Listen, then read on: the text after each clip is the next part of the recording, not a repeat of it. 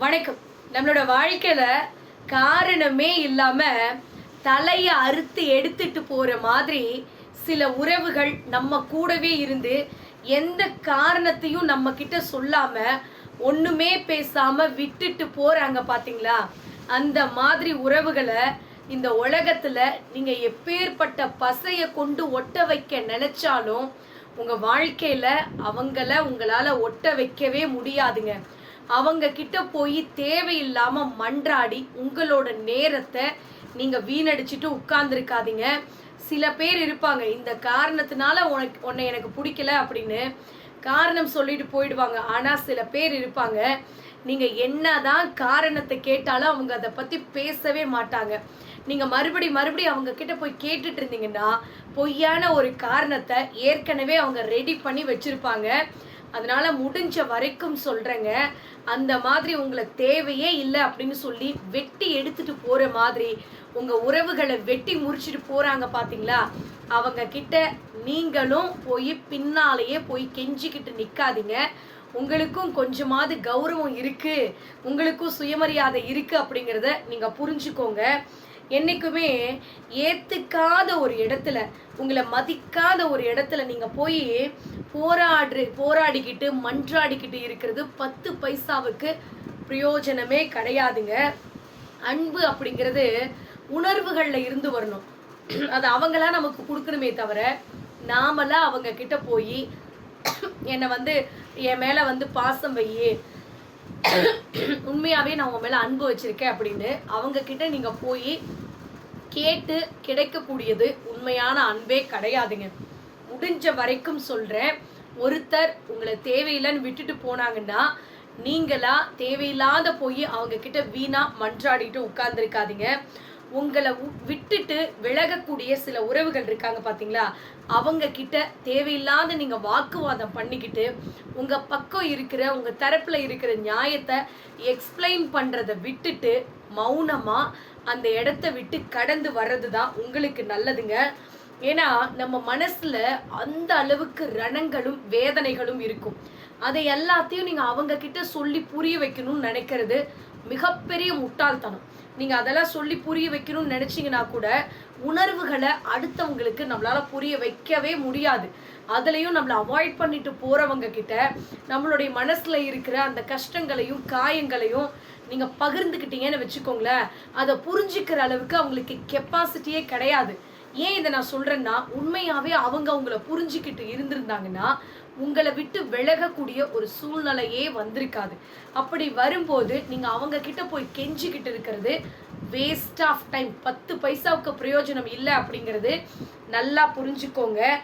என்னைக்குமே இவங்களையா நம்ம வாழ்க்கையில நம்ம இழந்தோம் அப்படின்னு யார் உங்களை விட்டுட்டு போனாங்களோ அவங்க நினைச்சு கூனி குறுகி போய் நம்மளை பார்க்கும்போது அவங்க மனசுக்குள்ள ஒரு மாதிரி கில்ட் ஃபீல் வரணும். இவங்களை போய் நம்ம மிஸ் பண்ணிட்டோமே, விட்டுட்டு போயிட்டோமே அப்படின்னு உங்களை நினைச்சு அவங்க கூனி குறுகிற அளவுக்கு எல்லாரும் பார்த்து மூக்கு மேல விரல வைக்கிற அளவுக்கு உங்க வாழ்க்கையில நீங்க ஜெயிச்சு காமிக்கணும் அப்படின்னு உங்க மனசுக்குள்ள முதல்ல வைராக்கியத்தை வளர்த்துக்கோங்க. அதுதான் இங்க முக்கியம். நீங்க உங்க வாழ்க்கையில ஜெயிக்கணும் அப்படின்னு மனசுக்குள்ள நினைச்சிட்டா மட்டும் போதாதுங்க, அதுக்காக ஸ்ட்ராங்கா இருக்கணும். அந்த எண்ணத்தை உங்க மனசுக்குள்ள வச்சிருந்தீங்கன்னா மட்டும்தான் உங்களால ஜெயிக்க முடியுங்க. என்னைக்குமே ஒரு பூ இருக்குன்னு வச்சுக்கோங்களேன், ஒரு வாசனை பூ இருக்கு அப்படின்னா அதை ஸ்மெல் பண்ணி பார்த்து இது இந்த ரகம், இது மல்லிகைப்பூ, இது ஜாதி மல்லி, இது முல்லைப்பூ அப்படின்னு நம்மளால கண்டுபிடிச்சிட முடியும். அதே மாதிரி ஒரு பட்டுப்பூச்சியோ ஒரு பூச்சி இருக்கு, பட்டாம்பூச்சி இருக்கு அப்படின்னா, தட்டாம்பூச்சி இருக்கு, பட்டாம்பூச்சி இருக்கு அப்படின்னா, இந்த வெரைட்டிஸ் இருக்கு பாத்தீங்களா, பூச்சியினுடைய ரகத்தை அதை பார்த்து நம்ம கண்டுபிடிச்சிடலாம். ஆனா இந்த மனுஷங்க இருக்காங்க பாத்தீங்களா, இந்த மனுஷங்கள் மட்டும்தான் எந்த வெரைட்டி அப்படிங்கிறத நம்மளால ஐடென்டிஃபை பண்ணவே முடியாதுங்க. பச்சோந்தி கூட சில நேரத்துல மனுஷங்க கிட்ட தோத்து போயிடுமா, நிறம் மாறக்கூடிய போட்டியில. அந்த அளவுக்கு மனுஷங்களுடைய அந்த குணத்தை நம்மளால யூகிக்க முடியவே முடியாது. அதனால நான் ஒரே ஒரு விஷயம் மட்டும் சொல்றேன், யாரும் எப்பயும் ஒரே மாதிரி இருப்பாங்கன்னு நினைச்சிடாதீங்க. எப்போ வேணாலும் மாறக்கூடிய கேரக்டர் மனுஷங்களோடது, அதை பார்த்துக்கோங்க. எல்லாருமே நம்மளை விட்டுட்டு வேற யாரையோ திருத்துறதுக்காக, அட்வைஸ் பண்ணுறதுக்காக நாம் வந்து அப்படியே ஒரு சீர்திருத்தவாதி மாதிரி நம்மளை நாமளே தயார் பண்ணிக்கிறோம். உண்மைதானே? யோசிச்சு பாருங்க. நாம் என்ன பண்ணுறோம், நம்ம பண்ணுறது கரெக்டாக அப்படிங்கிறது யோசிக்கிறதே கிடையாது.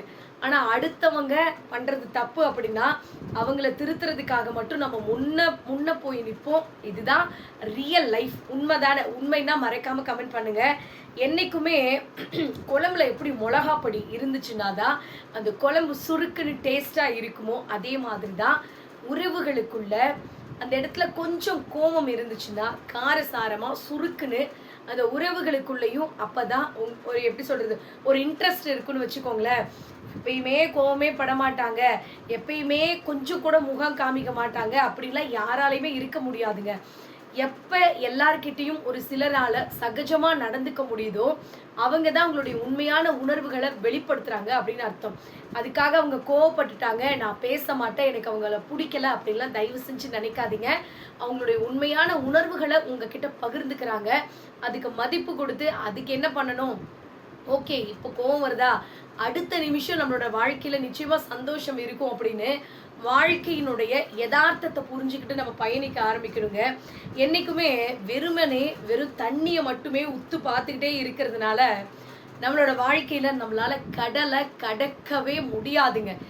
இறங்கி என்ன பண்ணணும் ஏது பண்ணணும் யோசிச்சா மட்டும்தான் அந்த கடலை எப்படி கடக்க முடியுமோ அதே மாதிரி தான் நம்மளோட வாழ்க்கையிலையும் என்னடா பண்ணலாம், வாழ்க்கை இப்படி இருக்கே, வெறுமனே இருக்கே, ஒன்றுமே நடக்க மாட்டேங்குதே அப்படின்னு நினச்சிக்கிட்டே உட்கார்ந்துருந்தோன்னு வச்சுக்கோங்களேன், நம்மளோட வாழ்க்கையில் ஒன்றுமே நடக்காது. அதுதான் உண்மை.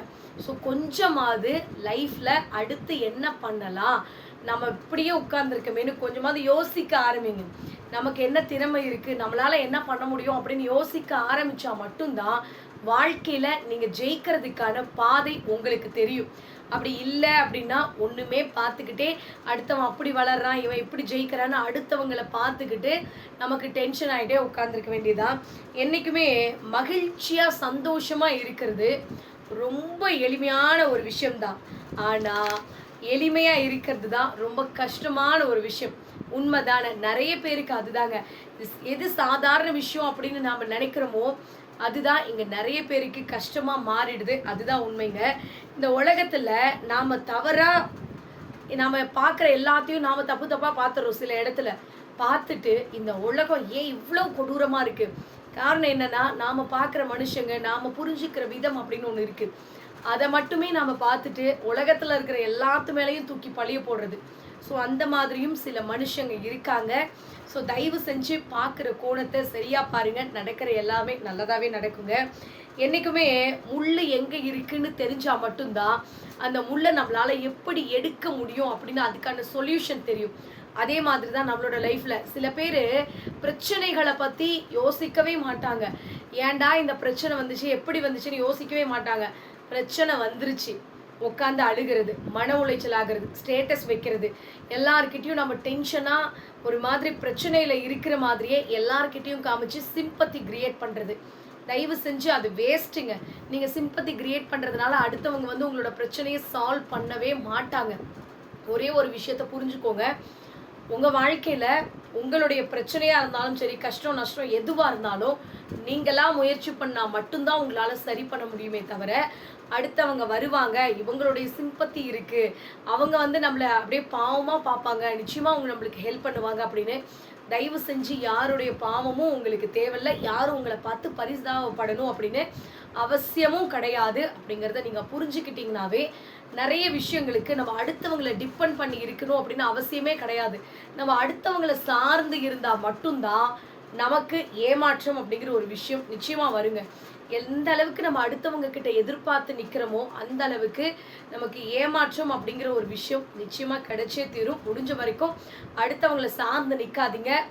போகிறாங்களா, உங்களை விட்டுட்டு போகிறாங்க, வேணான்னு ஒதுக்கிட்டு போகிறாங்கன்னா போனவங்க போகட்டும், வரவங்க வரட்டும், நம்ம வாழ்க்கையை நாம் வாழவோம் அப்படின்னு சொல்லிட்டு நம்ம வந்து ஸ்ட்ராங்காக இருந்தோன்னு வச்சுக்கோங்களேன், எதுக்கும் நம்ம கவலைப்பட வேண்டிய அவசியம் கிடையாதுங்க. இந்த வீடியோ பதிவும் உங்களுக்கு பயனுள்ளதாக இருக்கும் அப்படின்னு நம்புகிறேன். அப்படி இருந்துச்சுன்னா மறக்காமல் கமெண்ட் பண்ணுங்கள், லைக் பண்ணுங்கள், ஷேர் பண்ணுங்கள், சப்ஸ்கிரைப் பண்ணுங்கள். நன்றி, வணக்கம்.